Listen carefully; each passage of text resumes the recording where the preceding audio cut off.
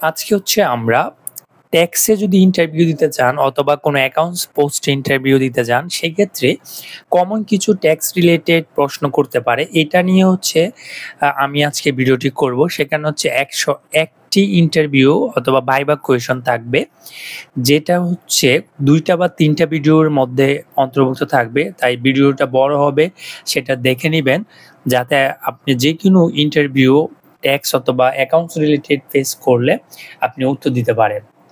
এই ম্যাটেরিয়ালটা যদি আপনার দরকার হয়, অবশ্যই আপনারা h2bcorporate@gmail.com এ ইমেল করবেন, আমি ম্যাটেরিয়ালটা দিয়ে দিব। শুরু করা যাক। প্রথমে হচ্ছে আমাদের আয়কর কাকে বলে? খুবই সহজ একটা প্রশ্ন।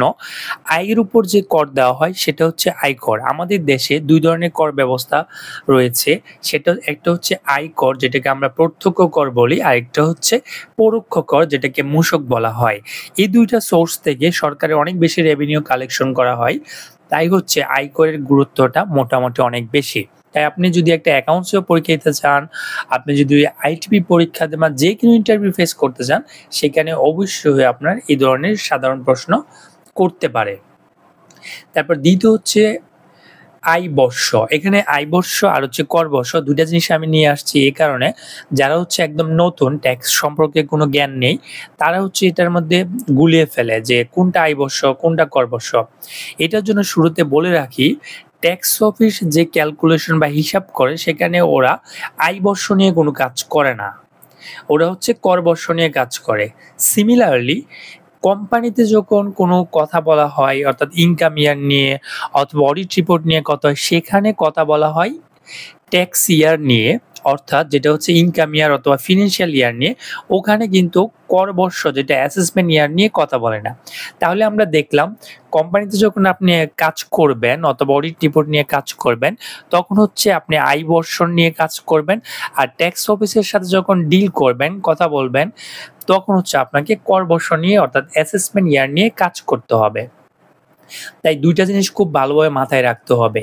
আয় বর্ষ হচ্ছে যে বছর ইনকাম হয়, সেটা ব্যক্তি হোক বা কোনো কোম্পানি হোক, সেটা শুরু হচ্ছে ১লা জুলাই থেকে পরবর্তী বছরের ৩০শে জুন পর্যন্ত হচ্ছে আয় বর্ষ হিসাবে গণ্য করা হয়। এখানে প্রশ্ন হতে পারে, আপনার যদি প্রতিষ্ঠান নতুন হয়, দেখা যায় হচ্ছে আ ১লা জুলাই না, সেটা হয়তো ডিসেম্বরে গিয়ে শুরু হয়েছে, সেক্ষেত্রেও কিন্তু আপনার খেয়াল রাখতে হবে আয় বর্ষ সেম ১লা জুলাই থেকে ৩০শে জুন।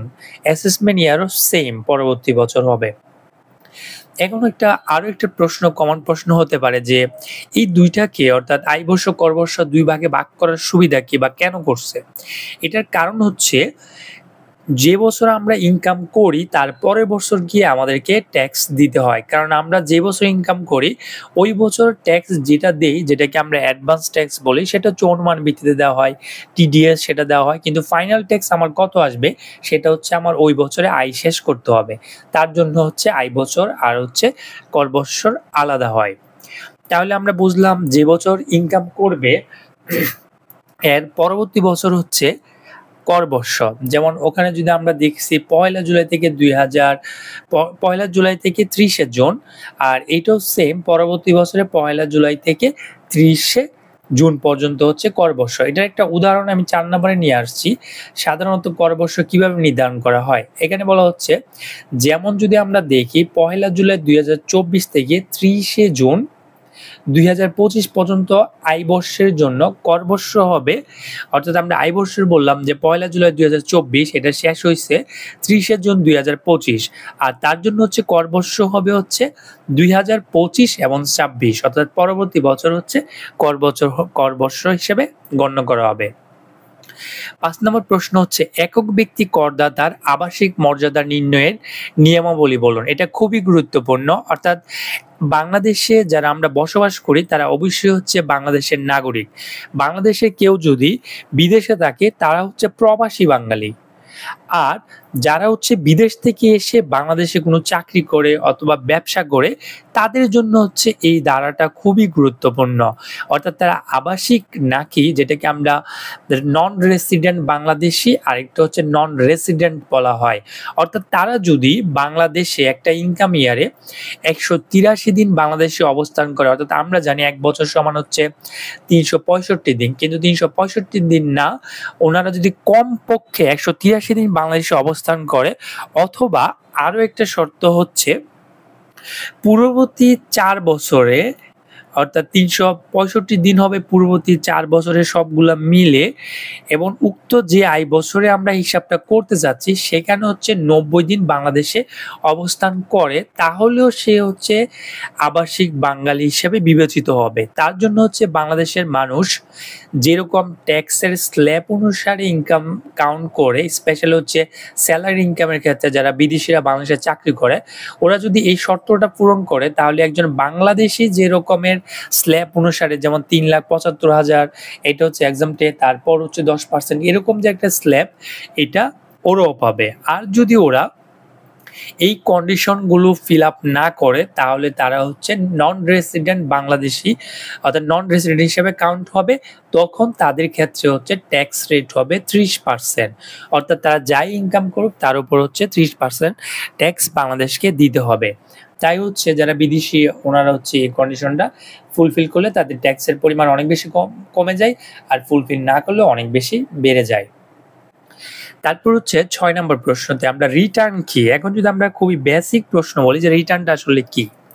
করদাতা কর্তৃক নির্ধারিত ফরমে তার আয়, ব্যয়, সম্পদ ও দায়ের তথ্য সংবলিত বিবরণ যা আয়কর কর্তৃপক্ষের কাছে দাখিল করে, এটাকে হচ্ছে আমরা রিটার্ন বলি। কারণ আমাদের একজন ব্যক্তি যখন ট্যাক্স পেয়ার হিসাবে সরকারের কাছে তথ্য দিবে, সেখানে শুধু তার ইনকামই দিবে না, তার আয় কত, ব্যয় কত, সম্পদ কত, দায় কত, সবগুলো তথ্য হচ্ছে একটা বিবরণীর মাধ্যমে আয়কর কর্তৃপক্ষকে মানে সরকারকে জানাবে তার সকল অবস্থা। এটাই হচ্ছে আসলে রিটার্ন।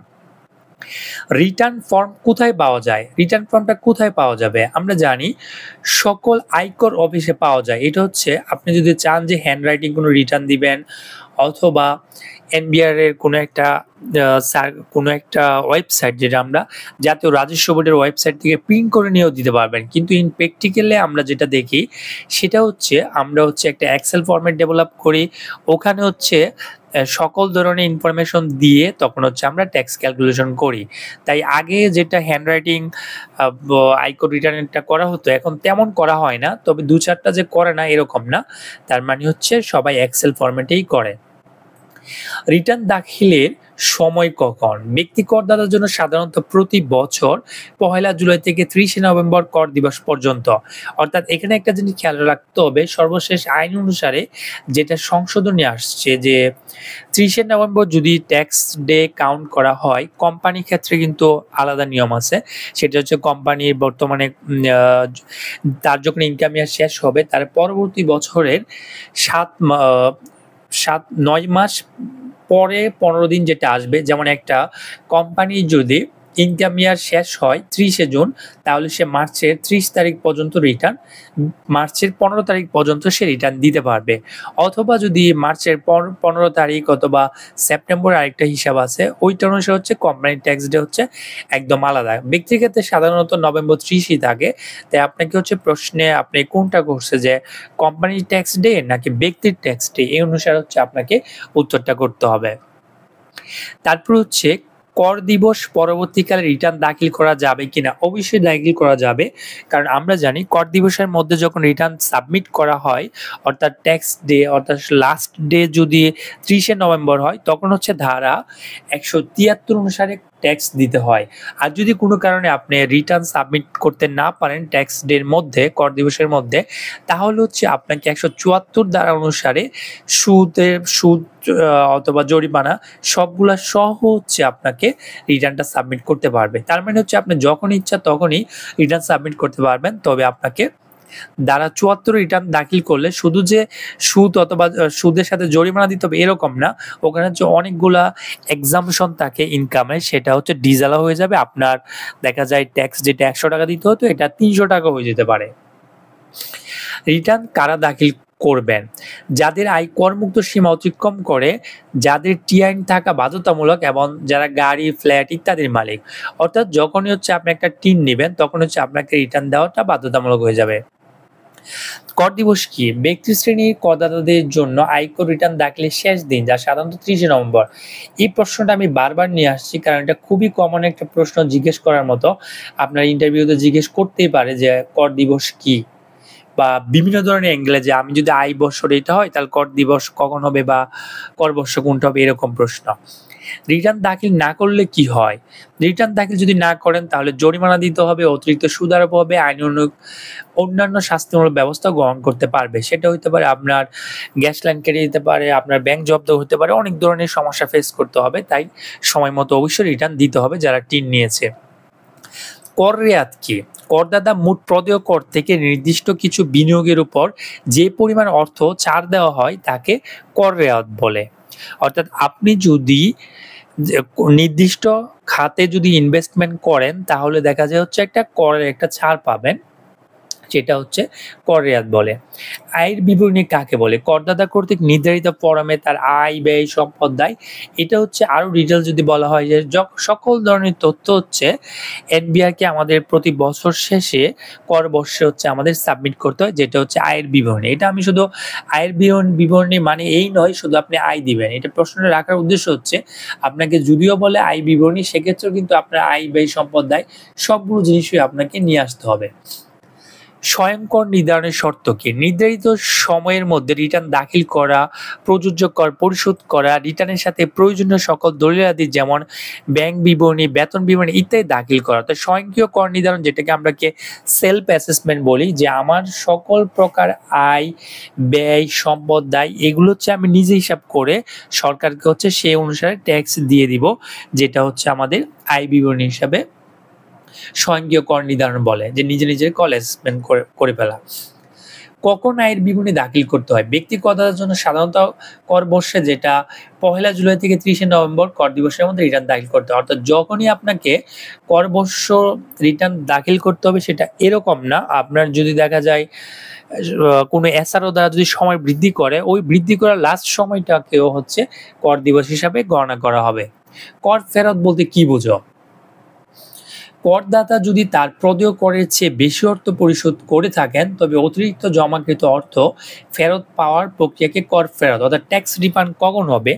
আপনি যদি কোনো কারণে, যেটা আমরা হচ্ছে অ্যাডভান্স ট্যাক্সের ক্ষেত্রে হয়, কোম্পানির ক্ষেত্রে দেখা যায় অ্যাডভান্স যে 3% ম্যাটেরিয়ালের উপর ট্যাক্স দিতে হয়, কোনো কারণে যদি দেখা যায় তার বছর শেষে ট্যাক্স ক্যালকুলেশন করে দেখা যাচ্ছে প্রদেয় ট্যাক্স থেকে অ্যাডভান্স ট্যাক্স বেশি দিয়েছে, তখন হচ্ছে ট্যাক্স রিফান্ড ক্লেম করা যায়। সাধারণত হচ্ছে রিফান্ড ক্লেম ওইটা করে না, যে কয়েক বছর সেটাকে অ্যাডজাস্টমেন্ট করার জন্য রেখে দেয়। যদি দেখা যায় কয়েক বছর এরকমই হচ্ছে, তখন হচ্ছে রিফান্ডের জন্য ক্লেম করা হয়।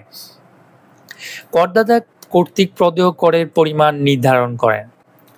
প্রাথমিক পর্যায়ে করদাতা নিজে, যেটা এখন হচ্ছে সবাইকে হচ্ছে স্বনির্ধারণের পদ্ধতিতে ট্যাক্স রিটার্ন সাবমিট করতে হয়, তাহলে দেখা যায় করদাতা হচ্ছে নিজেই দেখা যায় এই রিটার্নটা হচ্ছে তার হচ্ছে সকল আয় ব্যয় তথ্য দিয়ে প্রদেয় করের পরিমাণটা নির্ধারণ করেন। কে আয়কর রিটার্ন দাখিল করেন? যার আয় করমুক্ত সীমা অতিক্রম করে অথবা যিনি কিছু সেবা বা সম্পদ অর্জনের জন্য বাধ্যতামূলক তালিকায় অন্তর্ভুক্ত তাকে রিটার্ন দিতে হয়। অর্থাৎ যারা টিন নিছে এক কথায় তাদেরকে হচ্ছে রিটার্ন দিতে হবে। স্পট অ্যাসেসমেন্ট, নতুন করদাতাকে করনেটের আওতায় আনার জন্য উপকর কমিশনার কর্তৃক সরেজমিনে গিয়ে তাৎক্ষণিকভাবে কর নির্ধারণ করার প্রক্রিয়াকে স্পট অ্যাসেসমেন্ট। স্পট আমরা কি জানি? যে জায়গায় আপনি দাঁড়িয়ে আছেন সেখানে স্পট বলা হয়।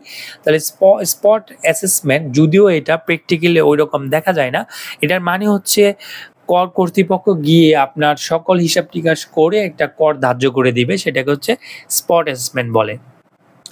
সংশোধিত আয়করের রিটার্ন কখন দাখিল করতে হয়? অনিচ্ছাকৃত ভুল হলে বা কোনো তথ্য বাদ পড়ে গেলে অথবা সংশোধনের প্রয়োজন হলে আপনি হচ্ছে রিটার্ন সাবমিট করার 180 দিনের মধ্যে আপনি আবার সংশোধিত রিটার্ন সাবমিট করার জন্য করতে পারবেন। তবে খেয়াল রাখতে হবে, অনলাইনে রিটার্ন সাবমিট করার ক্ষেত্রে কিন্তু সংশোধিত রিটার্ন সাবমিট করার ব্যবস্থা এখনো করা হয়নি। তবে আপনি অনলাইনে যদি ভুল করে ফেলেন তাহলে অবশ্যই ম্যানুয়াল আরেকটা রিটার্ন, সংশোধনীত রিটার্ন দিতে হবে। আয়কর আইন 2023 কোন তারিখ থেকে হচ্ছে কার্যকর হয়েছে? এটা 1 জুলাই 2023 তারিখ থেকে 2023 থেকে হচ্ছে কার্যকর হয়েছে। আয়কর আইনের 2023 এর মোট ধারার সংখ্যা কত? 345টা ধারা আছে এবং এটার যে তফসিল আছে হচ্ছে 8টি তফসিল আছে। আয়কর আইন 2023 অনুযায়ী সর্বোচ্চ আয়কর কর্তৃপক্ষের নাম বলুন। জাতীয় রাজস্ব বোর্ড হচ্ছে সর্বোচ্চ আয়কর কর্তৃপক্ষ। তাহলে এই ভিডিওতে হচ্ছে আমরা 25টা প্রশ্ন নিয়ে কথা বললাম, কারণ ভিডিওর লেন্থ যদি বড় হয়ে যায় তাহলে দেখতে অসুবিধা হবে। আর বাকি দেখা যায় এটা 101টা প্রশ্ন নিয়ে যেহেতু কাজ করতেছি, সেক্ষেত্রে দেখা যায় 4টা ভিডিও হবে। কারণ ভিডিও আমি চাচ্ছি ছোট করে করা যাতে আপনারা দেখতে সুবিধা হয়। তাহলে অবশ্যই আপনি বাকি পার্টগুলো দেখে নিবেন, কারণ এখানে 101টা প্রশ্ন যদি আপনি দেখেন তাহলে দেখা যায় ট্যাক্সের বেসিক যে অনেক কিছু জানা হয়ে যাবে, সেটা আপনার যেকোনো সময় হচ্ছে কাজে লাগবে। ধন্যবাদ। পরবর্তী ভিডিও দেখার আমন্ত্রণ রইল। আল্লাহ হাফেজ।